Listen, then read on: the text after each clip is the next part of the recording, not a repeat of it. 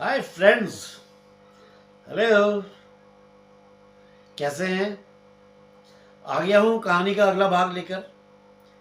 पिछले भाग में मैंने आपको बताया था कि जिम कॉर्बेट साहब लगातार 20 दिनों से उस झूला पुल की मीनार के ऊपर बने प्लेटफॉर्म में रातें गुजार रहे थे। एक प्लेटफॉर्म था, उसके ऊपर का जो होता है, जिसमें किसी तरह का कोई सहारे के लिए या पकड़ने का कोई साधन नहीं था। और हवा वहाँ इतनी तेज चलती थी कि इंसान के उड़ जाने का भय रहता था। इसलिए जिम कॉर्बेट साहब उस पर लेट जाया करते थे ताकि हवा का दबाव कम रहे। अच्छा, इन 20 रातों में एक सियार के अलावा किसी भी जीव ने इस पुल को पार नहीं किया था। तो दोस्तों, हम चलते हैं इसके आगे के हिस्से में, मतलब इसके आगे की जो स्टोरी है, कहानी है, सच्चाई है उसमें। सबसे पहले तो दोस्तों, आप सभी का स्वागत करता हूं मैं उत्तरांचल डायरीज में। ये आपका अपना खुद का चैनल है और मेरे द्वारा सुनाई जा रही जिम कॉर्बेट साहब की कहानियाँ अगर आपको पसंद आ रही हो तो चैनल को सब्सक्राइब जरूर कर देना यार। साथ ही कहानी को एक लाइक कर देना, कमेंट्स दे देना। हाँ, अगर हो सके, दिल करे आपका, प्रभु तो शेयर भी कर देना। खैर, हम चलते हैं कहानी की ओर।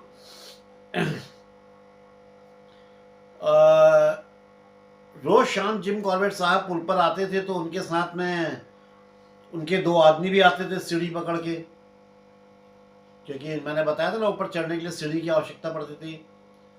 उसी के सहारे से ये मंच पर चढ़ते थे, मतलब उस प्लेटफॉर्म पे चढ़ते थे जो वो पुल की मीनार के ऊपरी हिस्से पे था। वो लोग इनकी राइफल पकड़ाते थे और उसके बाद सीढ़ी हटा लेते थे और फिर वहां से अपना चले जाते थे। दोस्तों, ये पुल में चढ़ने का ये दूसरा ही दिन था। अब ये लोग, शाम का टाइम था, पुल पे पहुंचे ही थे। एक विचित्र सी घटना हुई। इन्हें एक आदमी दिखाई दिया जो पूरा सफ़ेद कपड़े पहने हुए था। उसके माथे पे और छाती पे कुछ चमक रहा था। उसके हाथ में एक 6 फीट लंबा चांदी का सा एक क्रॉस था और वो पुल में केदारनाथ की तरफ से आ रहा था। मतलब पुल के जिस तरफ जिम कॉर्बेट साहब और उनके आदमी खड़े थे, उसके दूसरे छोर से पुल पर पहुंचकर वो आदमी घुटनों के बल बैठा। उसने क्रॉस को अपने आगे की तरफ किया और फिर सिर झुकाया। कुछ देर तक इसी तरह से रहने के बाद वो आदमी खड़ा हुआ और फिर कुछ कदम पुल में आगे बढ़ा। अभी वो 4-5 कदम ही चला था, वो फिर घुटनों के बल बैठ गया। उसने क्रॉस को फिर आगे किया, फिर सर झुकाया और इस तरह से इस प्रक्रिया को वो बार बार करते हुए पुल पार करने लगा। वो पुल पे चलता, फिर बैठ जाता, सर झुकाता, क्रॉस आगे करता और थोड़ी देर में खड़ा हो जाता, फिर 4-5 कदम आगे बढ़ जाता। इस तरह से उसने पुल को क्रॉस किया, पार किया पुल को। ये जो सस्पेंशन ब्रिज था जो मैंने आपको बताया था, कई बार फोटो भी दिखाई। पुल के इस तरफ आने के बाद उसने जिम कॉर्बेट साहब की तरफ देखा और उनको हाथ हिलाया, नॉर्मल हाथ हिलाया। लेकिन जिम कॉर्बेट साहब को लगा कि ये आदमी अपनी प्रार्थना में डूबा हुआ है, अभी इससे मैं क्या बोलूं। इसलिए उन्होंने कोई बात नहीं करी, कोई तवज्जो नहीं दी। जो चमकीली वस्तु उसके सिर और छाती पर थी वो चांदी की बनी हुई एक क्रॉस थी, जो क्रिश्चियंस आपने देखा होगा पहनते हैं क्रॉस। इस अजीब से, इस अद्भुत व्यक्ति के बारे में जिम कॉर्बेट साहब ही नहीं बल्कि वहाँ के अन्य लोग भी बड़े जिज्ञासु हो रहे थे, जो रुद्रप्रयाग बाजार में जो इसको देख रहे थे कि ये अजीब से परिधान वाला व्यक्ति कौन है, कहाँ से आया है, यहाँ क्यों आया है, अरे भाई क्या आखिर कहानी क्या है इसकी। वो व्यक्ति रुद्रप्रयाग बाजार की तरफ जो खड़ी पगडंडी थी उस पर चढ़ने लगा। जब वो थोड़ा ऊपर चढ़ गया तो लोग जिम कॉर्बेट साहब के पास पहुंचे और आकर के उनसे पूछा कि साहब ये कैसा आदमी है और ये कहाँ से आया है। अब जिम कॉर्बेट साहब उसके पहनावे से पहचान गए थे कि ये कोई ईसाई व्यक्ति है, कोई क्रिश्चियन है। हालांकि इन्होंने कभी उसको बोलते हुए नहीं सुना था, इस घटना के दौरान उसने कुछ बोला नहीं था, लेकिन उसके लंबे बाल, काली और घनी दाढ़ी, उसके नैन नक्श, इन सब से उन्होंने अनुमान लगाया कि ये कोई उत्तर भारत का ही रहने वाला है।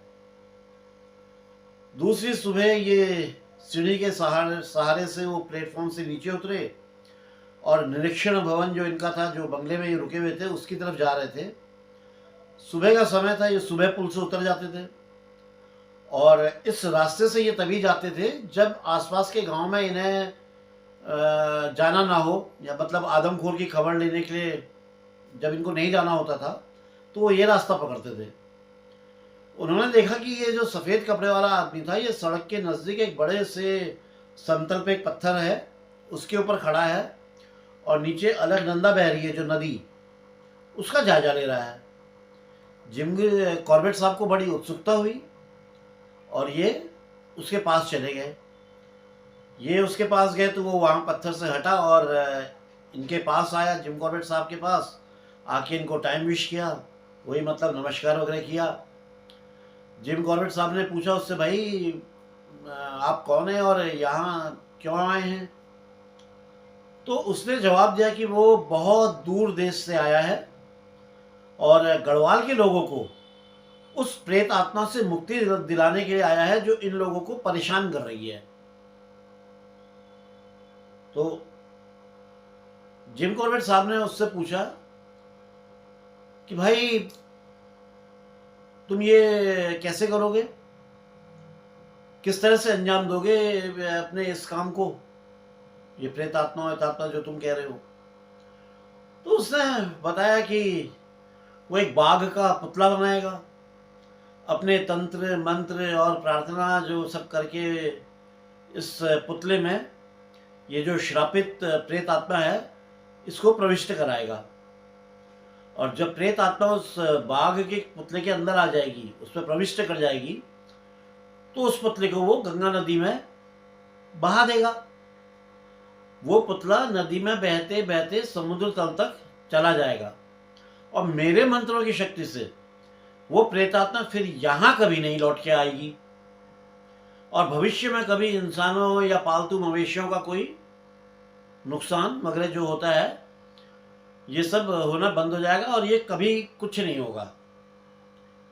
हालांकि जिम कॉर्बेट साहब कहाँ इन सब बातों में विश्वास करते, लेकिन वो आदमी जिस कॉन्फिडेंस से बोल रहा था तो जिम कॉर्बेट साहब थोड़ा सा हतप्रद हुए, क्योंकि ये कोई प्रेतात्मा तो थी नहीं, ये तो जीता जागता एक आदमखोर बाघ था। लेकिन उसका जो कॉन्फिडेंस था, बड़े आश्चर्य हुआ जिम कॉर्बेट साहब को।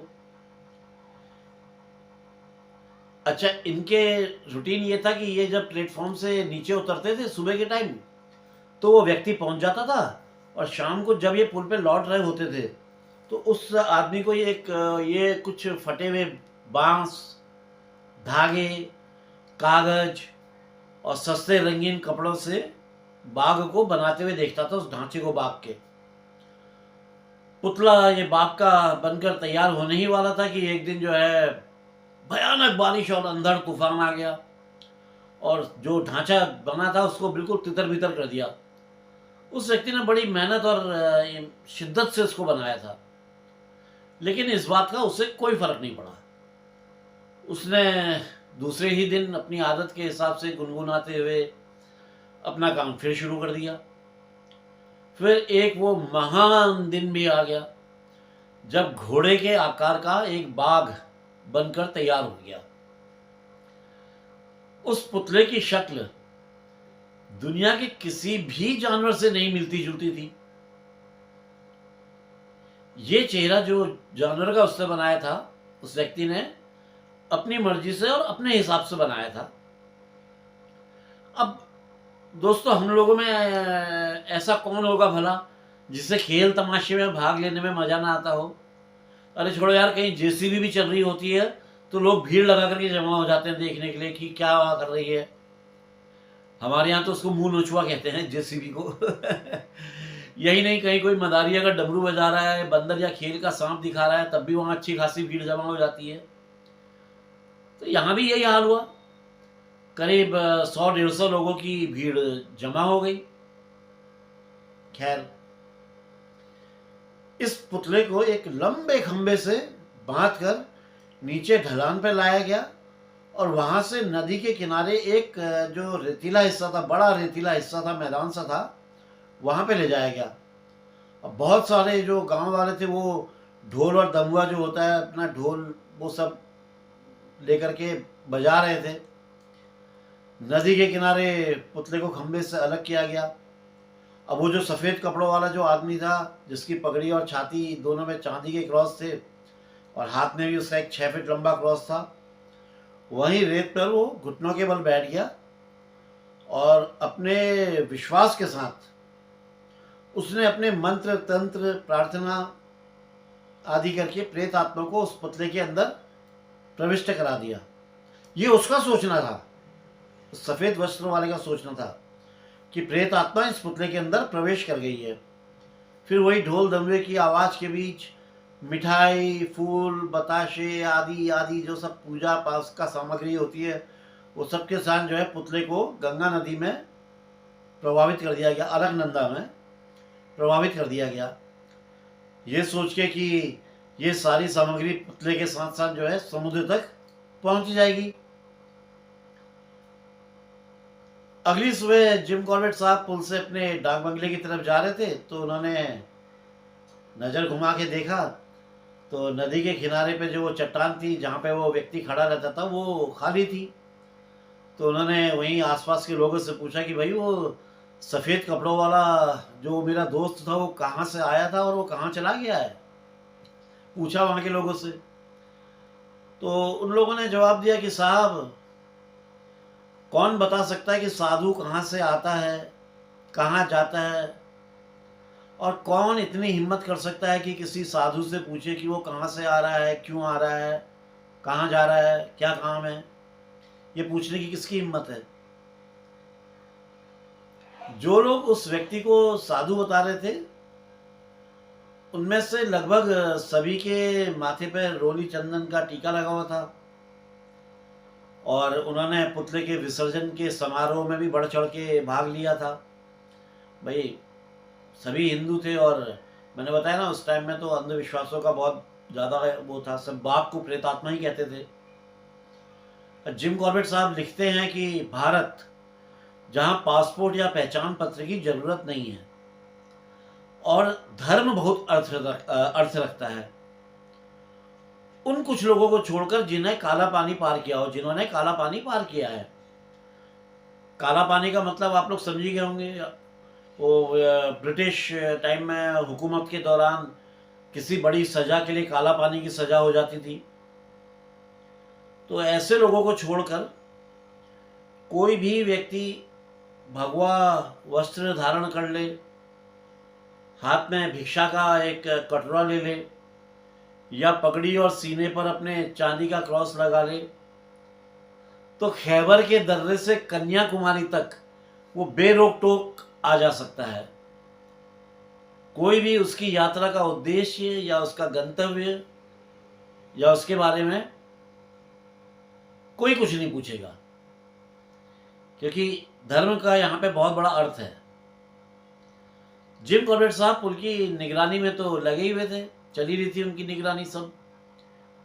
उन्हीं दिनों इबर्टसन साहब और उनकी पत्नी जीन, वो भी पौड़ी से रुद्रप्रयाग आ गए और जो निरीक्षण भवन था उस पर जगह बहुत कम थी, बहुत सीमित जगह थी। तो जिम कॉर्बेट साहब उनके लिए उन्होंने बंगला छोड़ दिया, वो बाहर आ गए। अपना 40 पाउंड का जो उनका टेंट था उसको लेकर के अपने आदमियों के साथ यात्रा मार्ग से दूर एक पहाड़ी पर एक अच्छी सी जगह देख के लगा लिया। हालांकि टेंट में रहना बहुत असुरक्षित था, बिल्कुल सेफ नहीं था। अब आप खुद सोचो यार, जो बाघ लोगों के दरवाजे खोल के अंदर घुस जाता था, दरवाजा खोलना छोड़ो, दरवाजे को के अंदर लगी हुई कुंडी तक को खोल लेता था या खिड़की से अंदर घुस जाता था, फिर अपने शिकार को बिना आवाज किए उठा ले जाता था। उसके सामने तो एक टेंट तो बहुत ही मामूली सी चीज थी। एक टेंट को भेजना उसके लिए कौन सा मुश्किल काम था यार, बड़े आसान से टेंट में घुस जाता वो तो, कहीं से भी एक चीरा मार देता, टेंट गया। टेंट की जमीन के चारों ओर कटीले बाड़ों की जो है झाड़ लगाई जा रही थी, और जिम कॉर्बेट साहब खुद भी अपने लोगों की मदद कर रहे थे उस बाड़े को लगाने में। वो लोग काट काट के झाड़ियाँ ला रहे थे, लगा रहे थे, ताकि उसका चारों तरफ को उसका एरिया सेफ कर लिया जाए। इस जगह पे जमीन के ऊपर एक पेड़ था, जो एक बड़ा एक मेहल का कांटेदार पेड़ था। तो दोस्तों, मेहल का पेड़ आप लोगों ने देखा ही होगा, वो बहुत कांटों वाला होता है, बड़े कांटे निकले होते हैं, कटीला पेड़ होता है। जो उसकी शाखाएं थी वो तंबू खड़ा करने में रुकावट कर रही थी, फंस रही थी, फंस रहा था तंबू में। तो इन्होंने अपने लोगों से कहा कि भैया इस पेड़ को काट दो। अब जब पेड़ आधा कट गया तो पता नहीं इनके दिमाग में अचानक क्या आया कॉर्बेट साहब के, कि इन्होंने अपने आदमियों से कहा कि अरे नहीं नहीं नहीं, रहने दो यार, रुक जाओ, अभी रहने दो, ये पेड़ मत काटो। क्योंकि इनको ख्याल आया कि दोपहर की गर्मी में बिना इसकी छाया के रहना पड़ेगा, जिससे बड़ी दिक्कत होगी, गर्मी होगी, पसीना होगा, ठीक तरह से आराम करने को भी नहीं मिलेगा। अब क्योंकि रात भर पुल के ऊपर पहरा देना होता था, जगे रहना होता था, इसलिए दिन के समय में एक अच्छी नींद बहुत ज़रूरी थी, ताकि दिन में अच्छी तरह सो सकें। और बाघ भी जो है वो रात में ही अपने शिकार के लिए निकलता था, वो भी दिन भर आराम करता था। तो इस पेड़ को काटने के बजाय उन्होंने कहा कि आप लोग इसके ऊपर जो ये शाखाएं झूल रही हैं, आ रही हैं, इन शाखाओं को काट दो।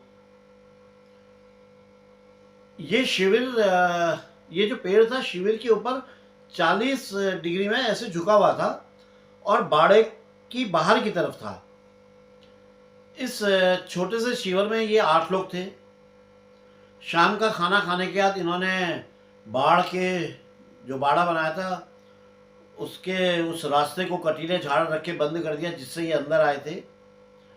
जिम कॉर्बेट साहब ने ख्याल किया कि बाघ के लिए इस पेड़ पे चढ़ना और फिर इनकी तरफ उतरना बड़ा आसान है, लेकिन अब क्या किया जा सकता था, इस बारे में कुछ भी करने के लिए अब बहुत देर हो चुकी थी। और अगर बाघ ने दरिया दिली करी और केवल एक रात इन लोगों पर रहम कर दिया, रहम ही करेगा भैया अगर नहीं आएगा तो ये इस पेड़ को सुबह कटवा देंगे। अब आज की रात जो ये थी, ये तो सिर्फ बाघ की ही दया पे ये रात कटनी थी, बाघ की मर्जी के ऊपर था जो कुछ था। इनके पास अपने जो दूसरे लोग जो अपने आदमी थे उनके लिए टेंट नहीं था, और ये चाहते थे कि वो लोग जो है इबेटसन साहब के लोगों के जो लोग हैं उनके साथ ही निरीक्षण भवन का जो बाहरी वाला कमरा है वहाँ चले जाए, वहाँ जाके रहें। लेकिन इनके आदमियों ने ये कह के मना कर दिया कि साहब आप यहाँ अकेले में खुले में रहेंगे तो हमें आपकी बहुत चिंता रहेगी, इसलिए हम भी आपके साथ ही रहेंगे और यहीं रहेंगे, और हम आपके साथ यहाँ ज़्यादा सेफ हैं, आपके पास तो राइफल भी है। इनका रसोईया जिसे सोते समय खर्राटे बहुत आते थे, मुझे भी आते हैं यार। इनसे गज भर की दूरी पर ही सोया था, जहाँ पे जिम कॉर्बेट सोए थे उससे गज भर की दूरी पर वो सोया था। उसके बाद वो 6 मजदूर सोए थे जिन्हें ये नैनीताल से अपने साथ लेकर के आए थे। वो सब एक दूसरे से सटकर सोए हुए थे। अब इनकी जो सुरक्षा थी उसमें सबसे कमजोर पहलू वो मेहल का पेड़ ही था। उसके बारे में सोचते हुए इनको भी नींद आ गई। ये जो रात थी ये बड़ी उजली और बड़ी चांदनी वाली रात थी, ये कहिए मून लाइट थी। करीब आधी रात का समय रहा होगा। इनको कुछ आवाज आई, इनकी नींद खुल गई। ये बड़ी हल्की नींद सोते थे ना, हल्की नींद थी इनकी। आवाज कुछ ऐसी थी जैसे किसी जीव ने पेड़ के ऊपर चढ़ने की कोशिश की हो। वो मेहल के पेड़ के ऊपर बाघ चढ़ गया था। आवाज को सुना तो ये जगे और बिस्तर पर पड़ी अपनी जो इनकी बंदूक भरी हुई रखी हुई थी उसको उठाया, पाँव में चप्पल डाली, क्योंकि बाहर कांटे थे। बाहर पेड़ से कुछ टूटने की आवाज़ आई, और वो टूटने की आवाज़ आई, उसके तुरंत बाद ही इनका रसोइया बाघ बाघ चिल्लाने लगा। एक झटके से टेंट से बाहर निकले और इधर उधर देखने लगे, कहीं दिखे बाघ। अचानक इनकी नजर पड़ी बाघ पर, जो खेत की मेड़ की तरफ उछल रहा, मतलब उछल गया, उछल के उस तरफ चला गया। इनको इतना टाइम नहीं मिला कि ये अपनी राइफल को उठाएं, उसकी तरफ ले और निशाना मारे। वो तो बस एक झलक ऐसे उछला और उस तरफ गया। ये तुरंत दौड़े, इन्होंने कटीले झाड़ को हटाया, वहां से बाहर निकले और खेत की तरफ भागे, जो करीब 40 गज चौड़ा और खुला हुआ खेत था, यानी कि बिना फसल का, उससे फसल नहीं थी, कट चुकी थी फसल, तो पूरा साफ साफ दिखाई पड़ रहा था। और उसी पहाड़ी पर उस बाघ को ये तलाश करने लगे। इस पहाड़ी पे कटीली झाड़ियां थी, बड़े बड़े पत्थर थे। अब ये तलाश कर रहे थे, तभी दूर पहाड़ी के ऊपरी हिस्से से इनको एक शियार की आवाज़ आई। शियार की आवाज़ का मतलब ये था कि बाघ इनकी पहुंच से दूर जा चुका है, अब बाघ इनकी पकड़ में नहीं है, इनकी पहुंच में नहीं है। इनके रसोइये ने इन्हें बाद में बताया कि वो ऐसे पीठ के बल लेटा हुआ था, पेड़ से कुछ टूटने की आवाज़ आई तो उसने आँख खोली, तो उसकी आंखों के ठीक सामने उसकी नज़र बाघ पे पड़ी, जो नीचे कूदने की तैयारी कर रहा था, यानी कि इनके कैंप में कूदने की तैयारी कर रहा था। तो अगले दिन सुबह सुबह सबसे पहले वो पेड़ कटवा दिया गया, बाड़े को और ज़्यादा मजबूत कर दिया गया। हालांकि इस घटना के बाद ये लोग कई हफ्ते इस कैंप में रहे, लेकिन कोई दिक्कत नहीं हुई, कोई परेशानी नहीं हुई, किसी तरह का इनकी नींद में कोई खलल नहीं पड़ा।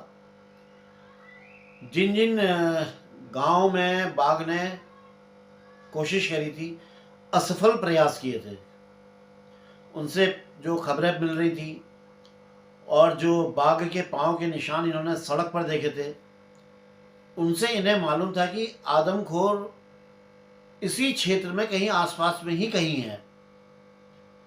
इबेटसन साहब के आने के कुछ दिन के बाद ही एक खबर आई कि रुद्रप्रयाग से 2 मील दूर जिस गांव में अखरोट के पेड़ पर मचान बना करके ये बैठे थे, आप लोगों को याद होगा, मैंने बताया था, उससे आधा मील की दूरी पर एक गाय बाघ ने मार दी है। ये उस गांव में पहुंचे, उन्होंने देखा कि बाघ एक कमरे वाले एक मकान का दरवाज़ा तोड़ के अंदर घुसा था और उससे कई गायों में से एक ही गाय को चुना, उसे मारा और उसको घसीट कर दरवाजे तक लेकर आ गया, लेकिन दरवाजे से बाहर नहीं निकाल पा रहा था, इसलिए उसने वहीं पर बैठा और वहीं पर उसे खाया। बाकी हिस्सा दहलीज पर ही छोड़ दिया और चला गया। ये जो मकान था ये गांव के बीच में था। उसके आसपास का जायजा लेने के बाद इन्होंने पाया कि गाय से कुछ ही गज की दूरी पर एक मकान है, उसकी दीवार पे छेद करके ये शिकार पे नज़र रख सकते हैं। और जो उस मकान का मालिक था वो ही इस गाय का भी मालिक था, जो ये जिसको बाघ ने मार दिया था। और वो इनकी इस योजना से सहमत था, वो तैयार था। जैसे जैसे शाम ढलने लगी, इन्होंने खुद को कमरे में अच्छी तरह से, मतलब सुरक्षित तरीके से अपने आप को बंद कर लिया। अपने साथ जो ये खाने का सामान लाए थे, सैंडविच वगैरह खाई, चाय पी, और वो जो छेद किया था उससे बारी बारी से शिकार पर अपनी नज़र रखते रहे। सारी रात गुजर गई, लेकिन ना तो बाघ दिखाई दिया और ना ही कहीं से उसकी कोई आवाज़ सुनाई पड़ी। जब सुबह ये लोग बाहर आए तो गांव वालों ने इन्हें गांव दिखाने के लिए ले गए।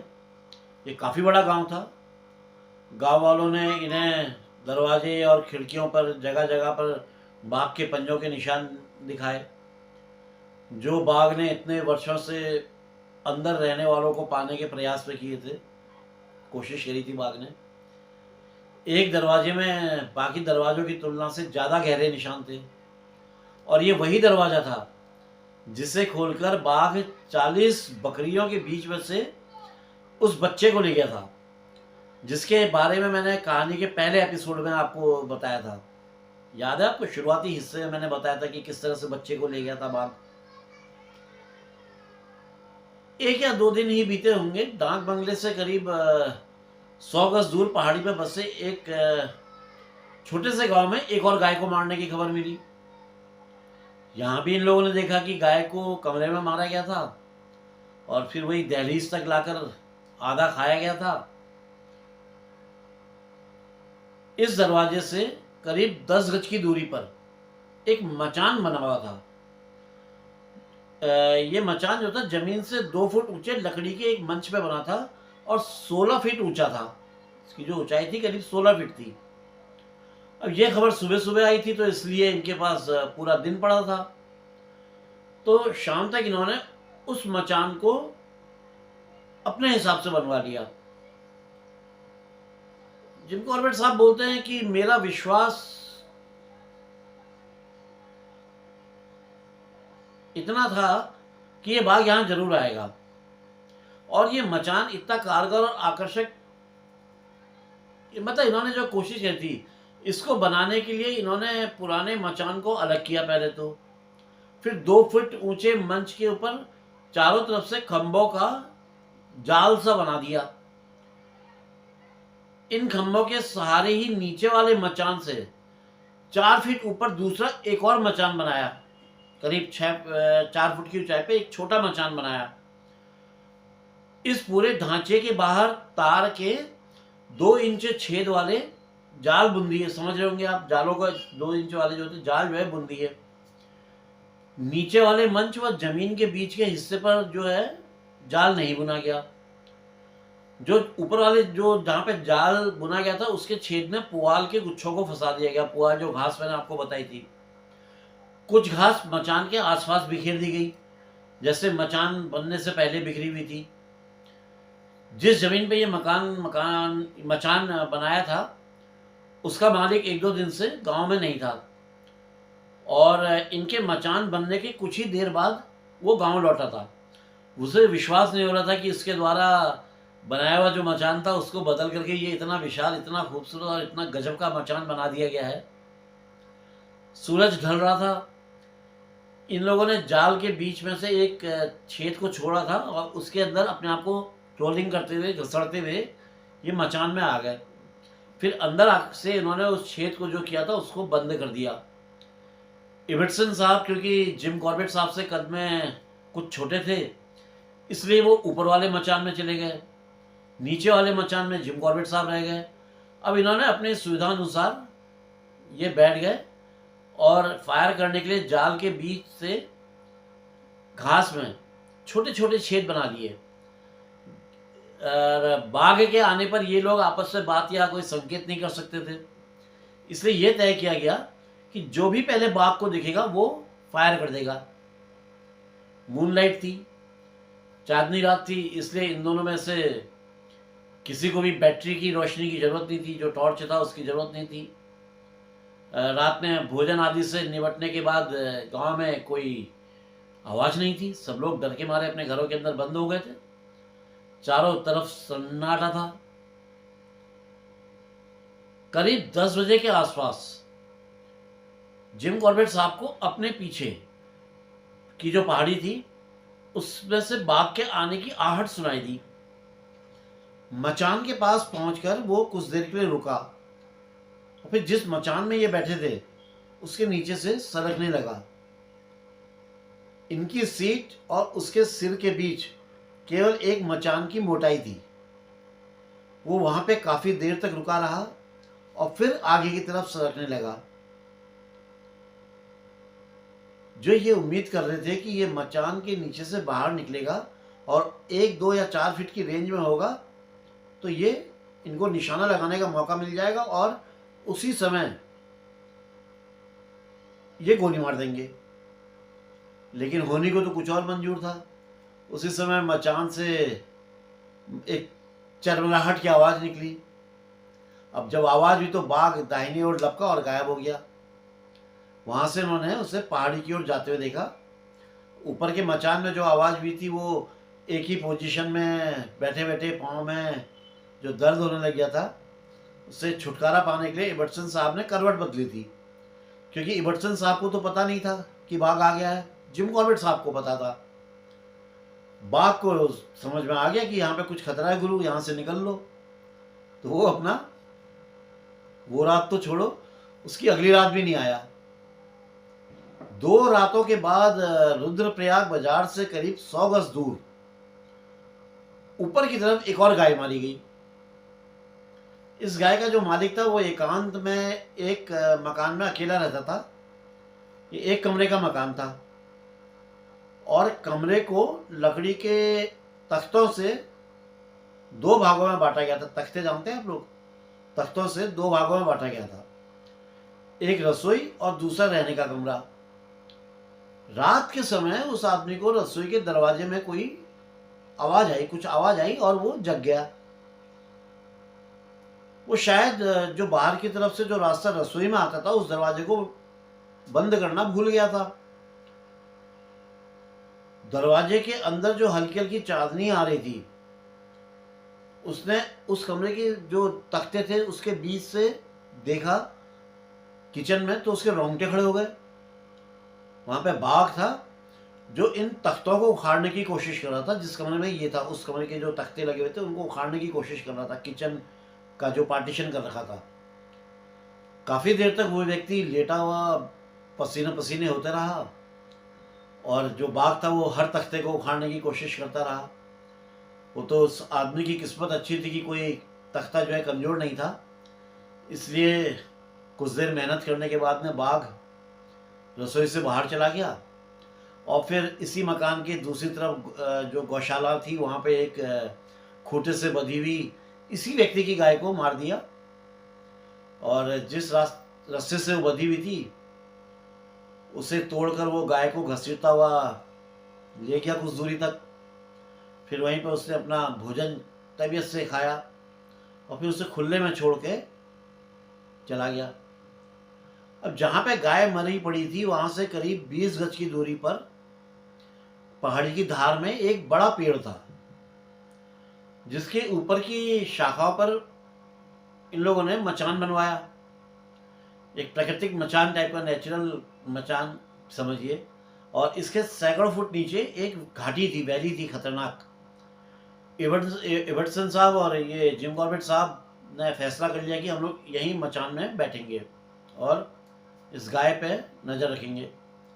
आदमखोर को मारने में मदद के लिए सरकार ने कुछ दिनों पहले एक पिंजरा भेजा था। ये पिंजरा करीब 5 फीट लंबा था और 80 पाउंड वजन का था। और जिम कॉर्बेट साहब कहते हैं कि इस तरह का डरावना पिंजरा मैंने अपनी ज़िंदगी में पहले कभी नहीं देखा।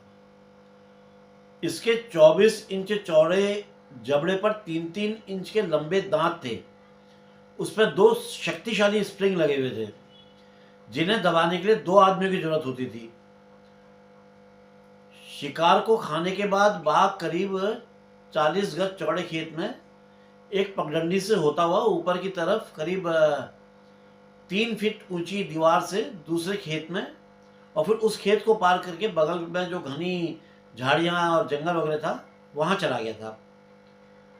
इन लोगों ने ऊपर और नीचे वाले जो खेत थे उसके बीच जो 3 फुट की दीवार जिसको बाघ ने फांदा था उस जगह पे पिंजरा रखवा दिया। और जो रास्ता था उसके दोनों तरफ और पिंजरे के बीच के दोनों तरफ जो रास्ता था उस पर इन्होंने कटीली झाड़ियाँ रखवा दी जिससे बाघ पिंजरे में ही पाँव रखे। पिंजरे के किनारे पे एक छोटी करीब आधा इंच मोटी जंजीर लगा दी थी जिसके दूसरे किनारे पर एक 3 इंच व्यास का एक छल्ला था। इस छल्ले में एक खूंटा डालकर उसे जमीन में गाड़ दिया। जब ये सारी व्यवस्था हो गई तो जो मिसेस इबर्टसन थी, जो जीन इबर्टसन थी इनकी वाइफ, इनके जो अन्य साथी थे उनके साथ बंगले में वापस चली गई और ये दोनों मचान पर चढ़ गए। इन्होंने अपने आगे एक छड़ी सी, एक लकड़ी बांध दी, एक छड़ी की जैसी यूं करके, और उसमें कुछ घास डाल दी ताकि वो जो घास है वो इनके पर्दे का काम करे।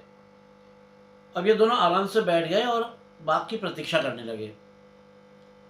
अब धीरे धीरे शाम हुई आसमान में काले बादल छा गए। अब रात के 9 बजे तक तो चांद नहीं दिखने वाला था, और तब तक निशाना साधने के लिए इन्हें बैटरी की रोशनी पर ही निर्भर रहना था। बैटरी बहुत भारी थी और बंदूक के साथ इसे इस्तेमाल करना बड़ा मुश्किल काम था।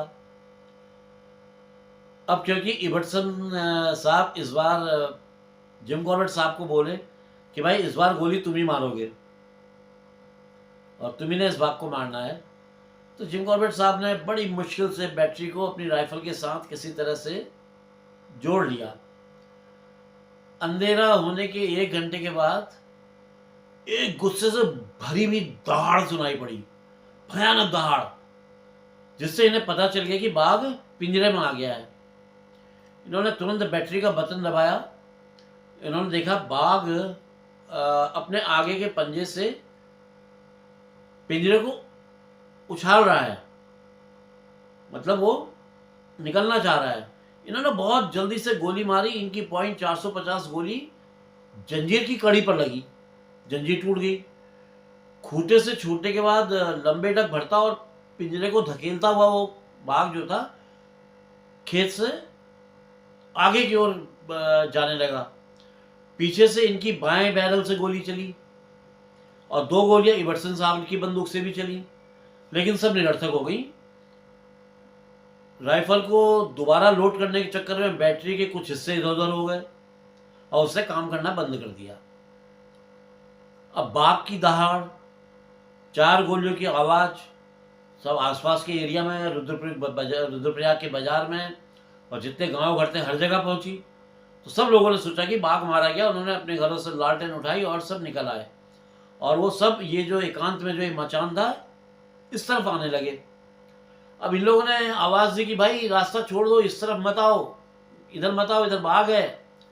लेकिन उन्हें कुछ सुनाई नहीं दे रहा था, क्योंकि वो लोग इतना शोर करते हुए आ रहे थे, वो तो खुशी के मारे शोर करते हुए आ रहे थे। अब ये जिम कॉर्बेट साहब अपनी राइफल के साथ नीचे उतरे तो इबर्टसन साहब ने एक और खतरनाक काम कर दिया। इन्होंने वो जो पेट्रोल लैंप था वो जला दिया, जिसे ये अपने साथ ले गए थे मचान में। रस्सी के सहारे से उस लालटेन को, उस पेट्रोल लालटेन को इन्होंने जिम कॉर्बेट साहब को दिया। उसके बाद जिम कॉर्बेट साहब भी नीचे आ गए ज़मीन पे। अब ये लोग उस दिशा में आगे बढ़ गए जिस तरफ बाघ गया था। उस खेत पर एक चट्टान थी जो थोड़ा ऊपर को निकली हुई थी। इबर्टसन साहब ने अपने सर के ऊपर वो भारी लालटेन को पकड़ लिया था, उसको लालटेन को सर पर रख के चल रहे थे, और जिम कॉर्बेट साहब कंधे पर बंदूक लेकर के। चट्टान की दूसरी तरफ जमीन थोड़ा नीचे को थी, ऐसे नीचे को थी। इस जो निचाई थी वहीं पे इनकी तरफ मुंह करके जो बाघ था वो गुर्रा रहा था। जिम कॉर्बेट साहब ने तुरंत जो है लिया और टारगेट और गोली चला दी। गोली ने अपना काम कर दिया। कुछ ही मिनट के बाद ये चारों तरफ उत्तेजित भीड़ जो आई थी उससे घिरे हुए थे। लोग अपने जो दुश्मन था, खतरनाक दुश्मन बाघ, उसके चारों ओर खड़े होकर नाच रहे थे। जिम कॉर्बेट साहब लिखते हैं, जो जानवर मेरे सामने मरा हुआ लेटा हुआ था वो एक बड़ा नर बाघ था, जिसने पिछली रात आदमी का शिकार पाने के लिए एक मकान के भीतर लकड़ी की दीवार को तोड़ने की कोशिश की थी, जिसको ऐसे क्षेत्र में गोली मारी गई थी जिसमें दर्जनों मनुष्य मारे गए थे इस एरिया में। और इसको देखते ऐसा लगता था कि ये आदमखोर ही है, लेकिन ये खुद को विश्वास नहीं दिला पा रहे थे जिम कॉर्बेट साहब कि ये वही जानवर है जो इन्होंने रात में देखा था। उस रात में जो एक हल्की झलक देखी थी, जिस रात ये उस लेडीज की डेड बॉडी के ऊपर पेड़ पे बैठे हुए थे। हालांकि वो एक अंधेरी रात थी, इन्होंने बाघ को बस एक झलक देखा था, लेकिन फिर भी ये इस बात पे जो है एतबार नहीं कर पा रहे थे, ये सहमत नहीं हो पा रहे थे कि जिस जानवर को इस वक्त ये लकड़ी के खंभों से बांधा जा रहा है ये वही मैन ईटर है। पता नहीं क्यों इनका जो सिक्स्थ सेंस था, छठी इंद्रिय थी, इस बात का संकेत दे रही थी कि वो बाघ जो आदमखोर है वो अभी मरा नहीं है, ये कोई और बाघ है। इबेटसन साहब आगे आगे चल रहे थे। उसके बाद बाघ को ले जाने वाले फिर कई लोगों की जो भीड़ थी, वो ये सभी लोग रुद्रप्रयाग बाजार से होते हुए बंगले की तरफ जा रहे थे।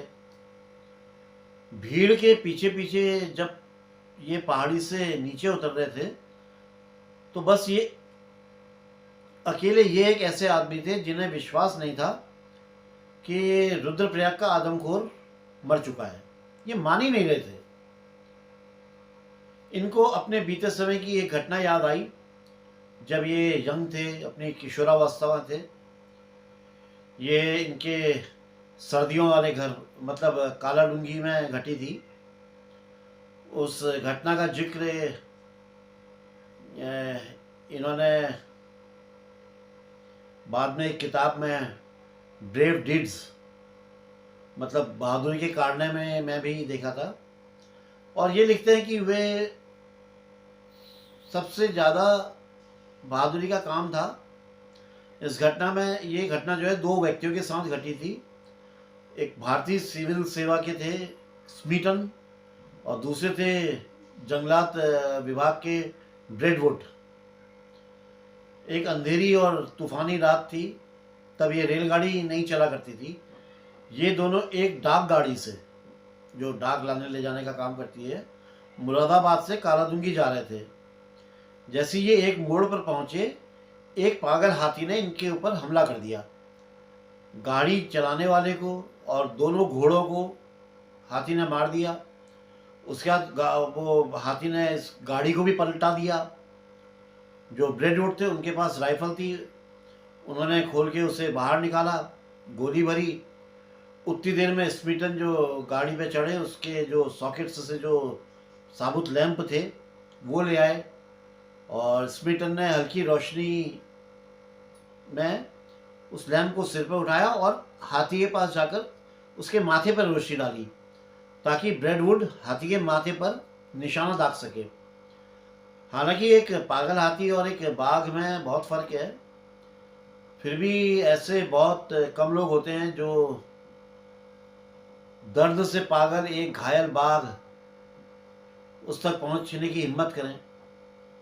और ये जो बाघ था वाकई दर्द से बेहाल था, क्योंकि इन लोगों ने देखा था उस पिंजरे से अपना पंजा छुड़ाने के लिए इस बाघ ने अपना पंजा तोड़ दिया था। वो पंजा जो है केवल एक पतली सी खाल की पर लकीर की तरह अटका हुआ था, मतलब कि उसका जो पंजा था वो पूरा कट चुका था, बस थोड़ी सी खाल बची हुई थी जो उस पंजे को शरीर से अलग होने से रोकी हुई थी, अदरवाइज वो बिल्कुल कट चुका था। और ऐसे में दर्द से पागल बाघ के सामने सिर पर लैंप उठा के चलना, और वो भी एक साथी की गोली पर निर्भर रह करके चलना, एक बहुत खतरनाक काम, बहुत खतरनाक काम था। इमेजिन करो दोस्तों, आप खुद ही इमेजिन करो। खैर, रुद्रप्रयाग बाजार में कई सालों के बाद ये एक पहली रात थी कि सूर्यास्त के बाद घरों के दरवाजे खुले थे, महिलाएं और बच्चे दरवाजे पर खड़े थे। आगे बढ़ना मुश्किल हो रहा था, क्योंकि हर कुछ देरी के बाद बाघ को ज़मीन पर रख दिया जाता था, ताकि जो भीड़ है, वो जो बच्चे हैं, उस बाघ को करीब से देख सकें। जब बाजार के आखिरी कोने पर जब भीड़ इनसे अलग हुई और इनके लोग विजयोल्लास के साथ अपने जो निरीक्षण भवन था, जो बंगला था, वहाँ चले गए। जिम कॉर्बेट साहब और एबर्टसन साहब जिम कॉर्बेट साहब के शिविर में पहले गए। वहीं कैंप में उन्होंने अपना हाथ मुँह धोया, थोड़ा फ्रेश हुए, उसके बाद जो है बंगले में आए। खाना खाने के बाद इन लोग इस विषय में काफ़ी तर्क वितर्क करते रहे कि ये जो बाघ मारा गया है ये आदमखोर है या नहीं है। जिम कॉर्बेट साहब को पूरा विश्वास था कि ये बाघ आदमखोर नहीं है। दोनों पक्ष एक दूसरे के तर्कों से सेटिस्फाइड नहीं हो रहे थे, यानी कि एबिस्टन साहब भी और ये भी। एबिस्टन साहब का कहना था कि ये आदमखोर बाघ है। ये लोग की बहस चल रही थी।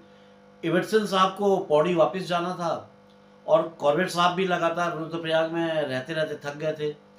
तो इन लोगों ने विचार किया कि अगले दिन बाघ की खाल निकाली जाएगी और उसे सुखाकर एक दिन बाद अपना शिविर लेकर पौड़ी चला जाए, अपना वापस लौट लाया जाए। अब क्या करें, यहाँ पे जाके कोई फायदा नहीं है।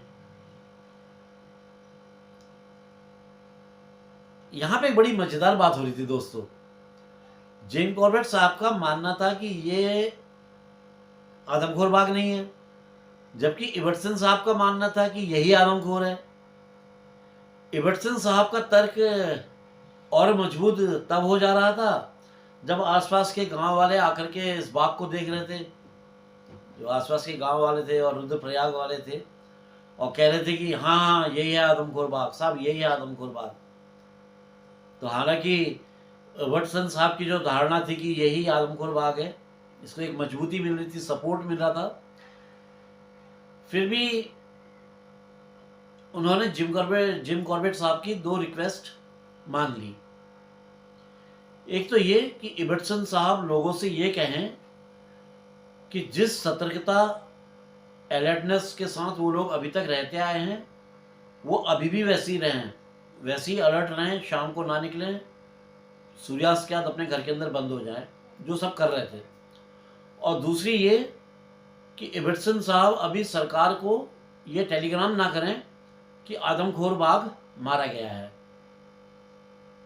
क्योंकि ये नहीं चाहते थे कि कंफर्म जब तक ना हो जाए तब तक ये बात ना बोली जाए। उस रात ये लोग जल्दी सो गए क्योंकि दूसरी सुबह इन्हें जल्दी पौड़ी के लिए रवाना होना था।